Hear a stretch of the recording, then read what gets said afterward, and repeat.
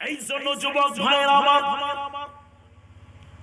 ওমর ফারুক আজমের কাছে একজন মুসলমান একজন ইহুদি চলে আসছে বিচার নেওয়ার জন্য। এইবার ইহুদি যখন আসলেন বিচার নেওয়ার জন্য ফারুক আজমের কাছে, এইবার মুসলমান ডাক দিয়া বলে, ও ফারুক আজম, আমি হইলাম মুসলমান, এ হলো ইহুদি, এ হলো বিধর্মী। ও ফারুক আজম, আমাদের মধ্যে একটা বিষয় নিয়ে সংঘর্ষ হয়েছে, দ্বন্দ্ব হয়েছে, একটা বিচার করে দেন, সমাধান করে দেন। কি বিচার? এ কথা বলার মাত্রই মুসলমান ব্যক্তি ডাক দিয়ে, ইহুদি ব্যক্তি ডাক দিয়া বললেন, ও ফারুক আজম, এটা বিচারের স্থানে, এটা দ্বিতীয় বিচার, এখানে আসলাম। ফারুক আজম ডাক দিয়া বলেন, প্রথম বিচার কে করেছে? বলে আপনার নবী করেছেন, নবীজি বিচার করেছেন, আবার আমার কাছে কেন?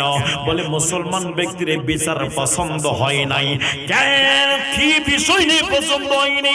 হুজুর, আমার জমিতে একটি কূপ আছে, ওই কূপের মধ্যে পানিকে আগে তুলবে, এটা নিয়ে আমাদের মধ্যে সংঘর্ষ হয়ে যায়, আমাদের মধ্যে দ্বন্দ্ব বেঁধে যায়।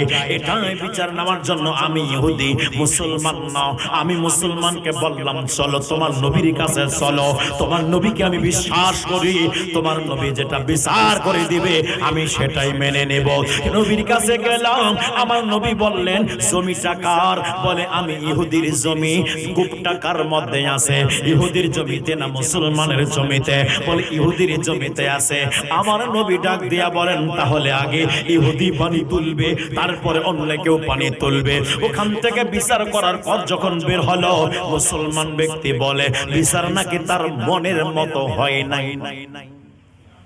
কথা কর না, বিচার নাকি তার মনের মতো হয় নাই। ফারুক আজম ডাক দিয়া বলেন, দাঁড়াও দাঁড়াও, আমি বিচার মনের মতো করে দিচ্ছি, একটু দাঁড়াও, আমি আসছি। ভিতরে গেলেন, তরবারি নিয়ে আসলেন। মুসলমান ব্যক্তি বলে, হুজুর বিচার করবেন, আবার তরবারি কে? কি কারণে তরবারি আনলেন? ফারুক আজম ডাক দিয়া বলেন, নামধারী মুসলমান, তুমি আমার নবীর বিচার অস্বীকার করেছো, আমি ফারুক আজমের কাছে তোমার বেঁচে থাকার কোনো অধিকার না।